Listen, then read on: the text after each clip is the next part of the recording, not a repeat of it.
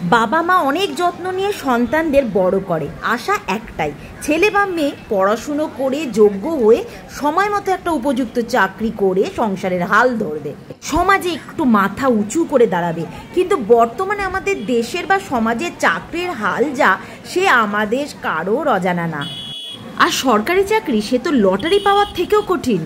চায়ের দোকান দেওয়ার আশায় তো আর সবাই পড়াশুনো শেখে না। না না, আমি কোনো কাজকেই ছোট করছি না, কিন্তু একবার ভেবে দেখুন তো, একজন ছাত্র যে ছোট থেকে পড়াশোনায় ফাঁকি দেয়নি, ভালোভাবে সব পরীক্ষায় উত্তীর্ণ হয়েছে, যার জীবনে বড় হওয়ার স্বপ্ন আছে, সে যদি একটা চাকরি না পায় তাহলে তার অবস্থা কি হতে পারে। হ্যাঁ, এই একই সমস্যার সম্মুখীন আজ গোটা যুব সমাজ।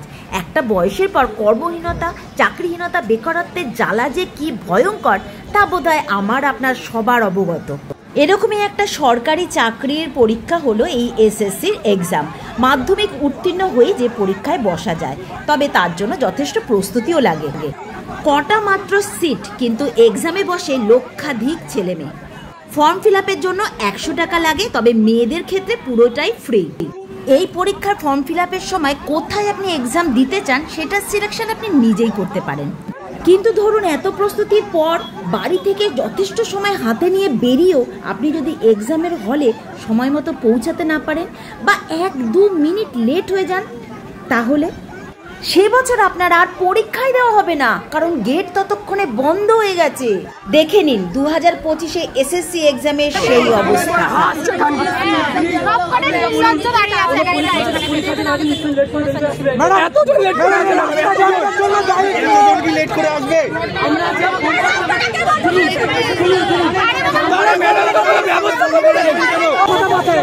উড়ে উড়ে আসবো আমরা। আপনার 2 মিনিট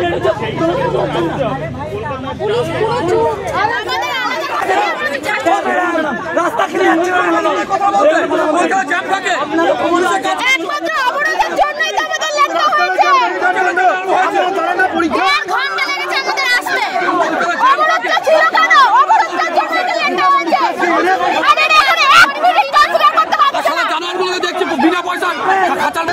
খাঁচার মধ্যে 2 পায়ে জানোয়ারগুলোকে দেখছি। জানোয়ারগুলো ধান দাঁড়িয়ে এসছে, জানোয়ারগুলো 2 পায়ে জানোয়ার, 2 পায়ে জানোয়ারগুলো ছাড়া ধান দাঁড়িয়ে এসছে। 2 ঘন্টা ধরে খাঁচার মধ্যে বন্দি রয়েছে 2 পায়ে জানোয়ারগুলো।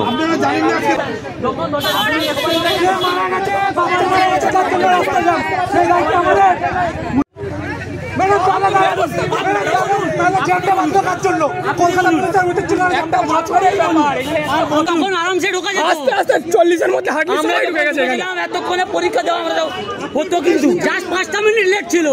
দাঁড়িয়ে দাঁড়িয়ে মজা করছিল তখন। 5টা মিনিট আমরা ইচ্ছা করে লেট করিনি। রোড জ্যাম থাকলে কি আমরা উড়ে উড়ে আসবো? দৌড়ে এসছি, রীতিমতো দৌড়ে এসছি। লাস্ট 5 মিনিট আমরা 2 ঘন্টা আগে দৌড়ে এসছি বিধাননগর থেকে। 1:30 থেকে 3:30 বেজে গেল বিধাননগর থেকে। আপনি কি বলছেন? সবাই এখানে দাঁত কেটে আসছে, এতক্ষণ ধরে মুখে কোনো কথা বেরোচ্ছিল না, হাসি পাচ্ছিল মুখ দিয়ে। আপনারা তো রোডের অবস্থাটা দেখেননি, কত স্টুডেন্ট পড়ে গেছে ড্রেনের মধ্যে দৌড়াতে গিয়ে। একজন 80 টাকা 100 টাকা করে ভাড়া দিয়ে এসছে। কলকাতা পুলিশের তো না, এসএসসি 50 টাকা আজকে 100 টাকা করে যাচ্ছে। 100 টাকা করে ভাড়া দিয়ে এসছি আমরা। ফর্ম ফিল আপের টাকা আলাদা। সেটা কাদের জন্য হয়েছে? ওদের জন্যই তো হয়েছে। রাস্তা বন্ধ করে কলকাতা পুলিশ যদি ঝান্ডা ছড়িয়ে দিত, পরীক্ষা দিতে পারতাম। এটা কি আমাদের পরীক্ষা হলের আগে আমরা রাস্তা বন্ধ করে রাখবেন? পরীক্ষা হলের আগে রাস্তা বন্ধ করে দিতে, রাস্তা আসতে 2.5 ঘন্টা টাইম লাগলো। সব রাস্তায় বন্ধ, এক জায়গায় অ্যাক্সিডেন্ট হয় গোটা শহর বন্ধ করে রেখে দিবে। এনারা হাসছে, কোনটা বলুন যে রাস্তা ক্লিয়ার রাখতে হবে।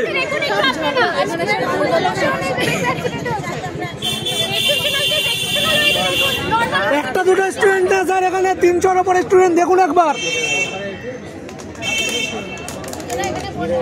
1 ঘন্টা হয়ে গেল এসএসসি করে এক্সাম কন্ট্রোলার এসে আমাদের সাথে কথা বলতে পারলো না।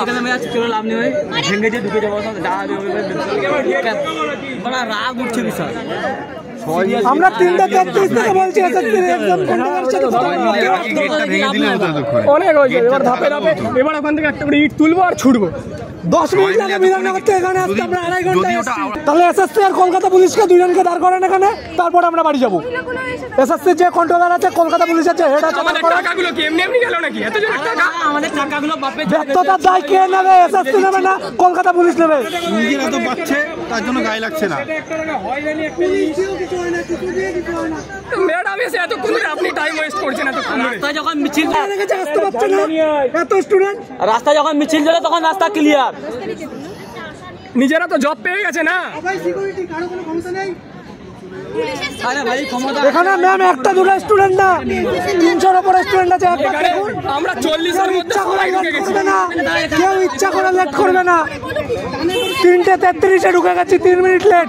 তখন থেকে বলছি এসএসসির কাউকে ডেকে নিয়ে আসুন। ফর্ম ফিল আপ করেছি, টাকা দিয়ে এসছি, যদি সামান্য এসছি, আপনারা যদি একটু কম্প্রোমাইজ না করেন তাহলে বন্ধ করে দিন। এদিকে কলকাতা পুলিশের একজনকে আনুন, এদিকে এসএসসির কাউকে আনুন। ওদের সাথে কথা না বলা পর্যন্ত আমরা যাবো না। আমরাও যাবো না এখানে, আজকে এখানে দাঁড়িয়ে আমরাও যাচ্ছি না, এখানে দাঁড়িয়ে আছি। এই রাস্তাটা কার জন্য আজকে জ্যাম ছিল? অবরোধ কারা করে? ইয়ার কি হচ্ছে? কোনদিন কি শুনেছেন বিধাননগর থেকে টিসিএস আসতে? আরে দাঁড়া না, দেখিয়ে যাবো, দাঁড়া, দাঁড়িয়ে যা। এরা সবাই কানে বানা গুঁজে বসে আছে। ওরা পরীক্ষা দিতে দিবে আজকে, দেবে না, আমরাও দাঁড়িয়ে থাকবো, তারপর দেখাবো লাস্টে। এসএসসি কি হাতে চুরি পড়ে রেখেছে? 1.5 ঘন্টা হয়ে গেল, কেউ আসতে পারলো না।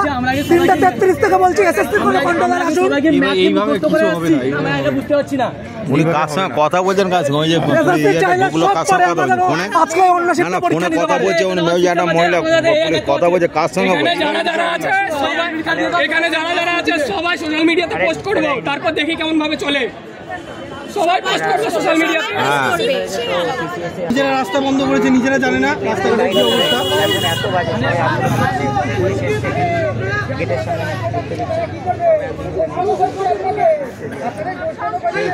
এসএসসি এমটিএসি যাদের আজকে লাস্ট অ্যাটেম্প ছিল তারা কি করবে? যাদের লাস্ট এজ হচ্ছে তারা কি করবে? যারা লাস্ট এজ হচ্ছে তারা কি করবে? আপনার বললে একটু শুনি।